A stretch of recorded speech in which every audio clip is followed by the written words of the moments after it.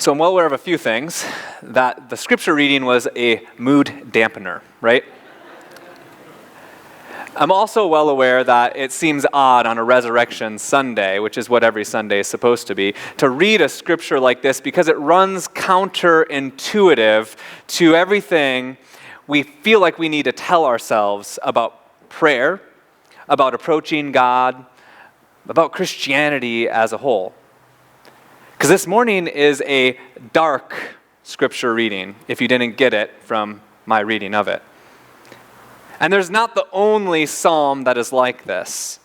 And I wish this morning that I could begin with a really funny joke and, make you laugh, make you cry, and then send you on your way empowered for the week. But we're right now learning to find our way with the help of the Psalms. But one of the pieces about finding our way is the feeling of being lost and finding yourself first in the wilderness. Last week we talked about being oriented and approaching and praising and singing, which is what we expect to do on a Sunday morning. But this week we're talking about this group of the Psalms known as Psalms of Disorientation. And that's exactly what we had. A psalm of disorientation. And I wish I didn't have to read it, and we didn't cover it, and I probably could have avoided it because I built the sermon series, but it wouldn't be true to what I believe prayer is and the role that the Psalms play in our lives. I wish this kind of avoidance of this experience in the same way I wished one of my darker places in my life would have been erased in the moment. Many of you know I was a teacher in Japan, and I was in the small town of Japan, and I was about 5 kilometers, so roughly 3 miles away from the school, and we didn't have cars because they didn't trust us Americans to drive in the town, so they made us bike, apparently. So we bike, and mine happened to be biking through a rice field eventually. So I'd go about a mile through the city, and then the other 2 miles were just through rice fields, small countryside in Japan. And it was a great time to reflect and to think and to pray and to listen to a podcast or music or whatever it was. That is until my best friend went through one of the darkest and hardest times of his life. See, my best friend, we became Christians together. We grew up and went to high school together. We went to college together, and we were close, as close could be. And he got married right out of college, and it didn't take long in the midst of their first year of that relationship for some sort of trigger to happen in his wife. All of a sudden, he found himself in the joy of a new marriage to going around bar to bar, hoping to find where she happened to be that night. And I knew as I was riding on my bike and praying for them and thinking about them, that as I was riding, according to that time change, that he was in that wretched journey and that wretched moment. Because he was in Oregon and I was in Japan. And divorce hit my friend. And there was no fixing that. No way that I could answer it, no wisdom, no nothing that I could offer my friend. And so there I was on those lonely now bike rides, where tears would come. And I knew my friend was in a dark place. And so it didn't surprise me at all when his conversations, we went to Christian school together, we became Christians together, when his questions started to reflect Psalm 88 a little bit. Are you there when I'm in the pit? Does praise rise up from shades? Is your presence in the darkness? What do you say when someone finds themselves there? I can tell you what the gut in me wanted to say. The gut in me wanted to say, those trite Christian answers that people give us, like everything happens for a reason, right? Or don't worry, God will give you the strength to get through this. Or in a few years from now, you're going to look back on this and you're going to know it was a growing experience, right? And those are easy fix-it answers, but the reality is that each one of them comes with terrible consequences for someone in the midst of that experience. Everything happens for a reason communicates to us a God who, deals out punishment and pain upon us. Don't worry, you're going to make it through it. Communicates to someone that feeling of abandonment and lost is no longer acceptable, that they have to make it through to get to the right place, the good place. See, but that's kind of how we build our Christianity sometimes, that we're so quick to run to resurrection. And so one of the most powerful days of the year, I think, happens to be Good Friday, which I know we're jumping ahead a little bit. Happens to be Good Friday because if you come to a Good Friday worship service, I tell you what, you will not laugh and you will not cry and you will not head out the sanctuary feeling jolly. You'll leave a Good Friday service with us with the altar draped black and decorations gone, and we wait there 3 days-ish until we rise. But so many of us want to proclaim the good news, the light at the end of the tunnel, that you'll make it through this, that everything's going to be okay, that we lose something here. And I know that most of us have found ourselves in these dark places. And I know that some of you here are in that dark place.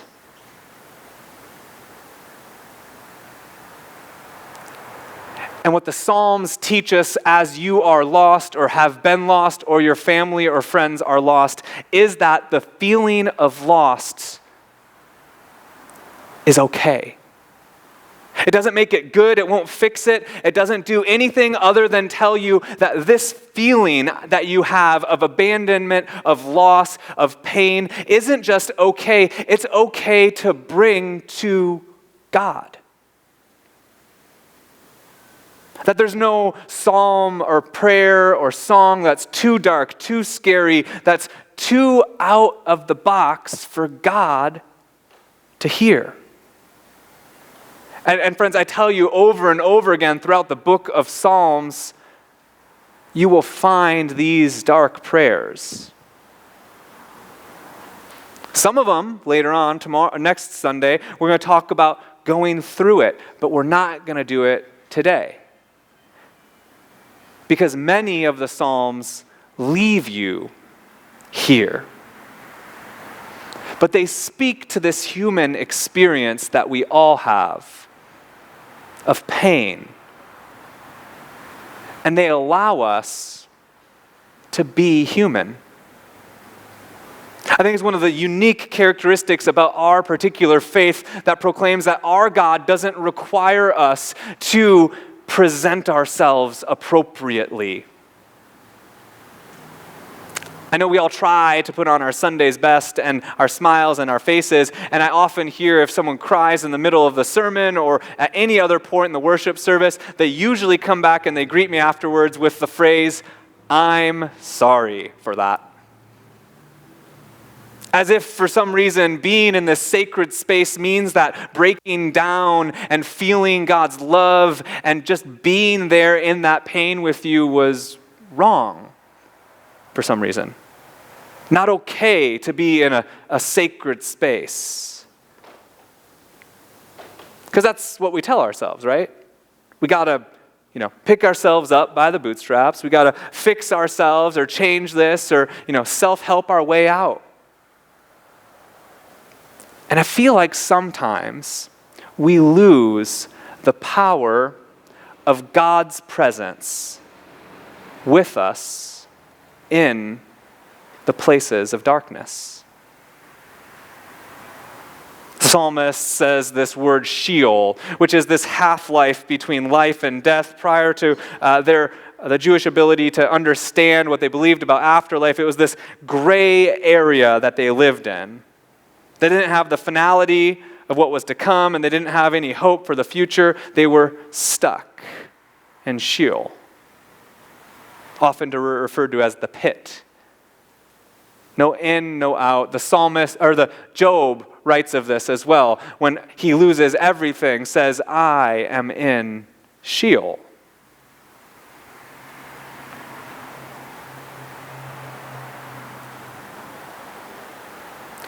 No question,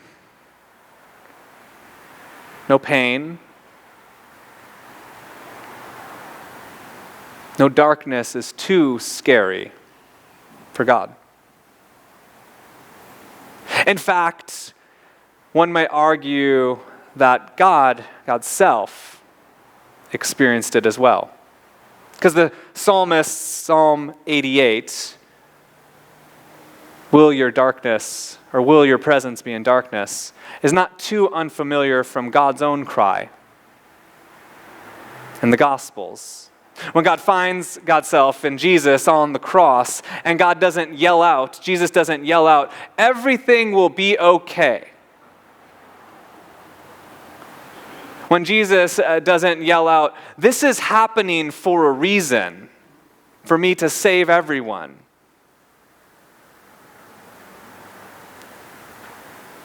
Instead, Jesus cries, my God,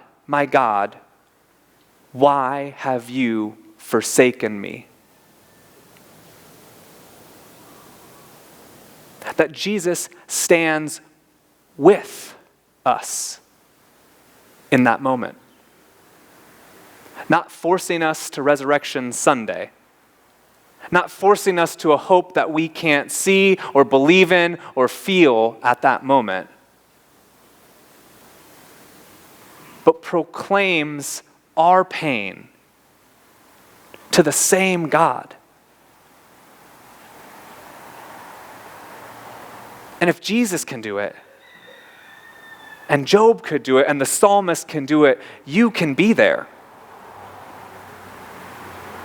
Because I tell you what was the most comforting when I have found myself in those places. It certainly was not the people that told me everything was going to be okay.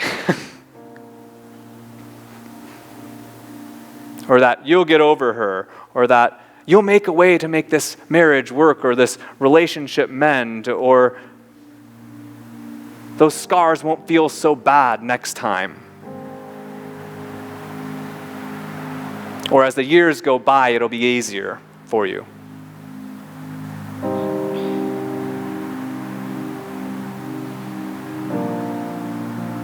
Instead, it was the people that sat with me, that allowed me to play, the Johnny Cash song, Always Wearing Black, hence my black this morning, that we would love to sing of rainbows every day. But instead, when there's darkness, to acknowledge that darkness is still an experience. It's a human one. It's a painful one, and it really, really sucks when you're there. So much so that you cry out like this psalmist, so much so that when I read that prayer in a worship context, the mood goes like this. And it's everything you're not supposed to do on a Sunday morning. But know that if that's where you're at right now, it's okay. And if your friend is there, be that shoulder. Be the one who listens instead of speaks so quickly about the answers of life, that tries to solve the problems of evil in the world. Be the one that allows them to be human, that allows them to experience the same pains that Jesus experienced. Because when we're lost and trying to find our way,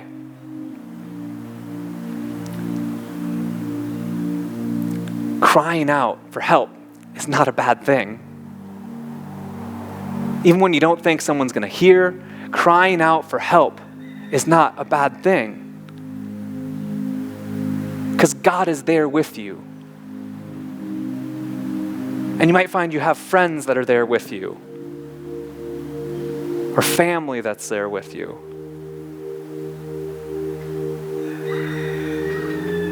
And they're dark nights of the soul, but God is there. And there is nowhere that you can find yourself that God will not be there with you, period.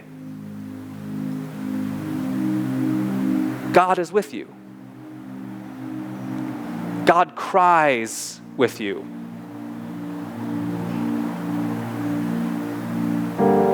And I know that might not feel like hope because God doesn't fix it the way you want to. But you'll at least experience perhaps love. Let us be that love in the world. To cry with those who cry. To listen more than speak. And as we all seek to find our way, to create this sacred space for the prayers of lament. Because they too are faithful.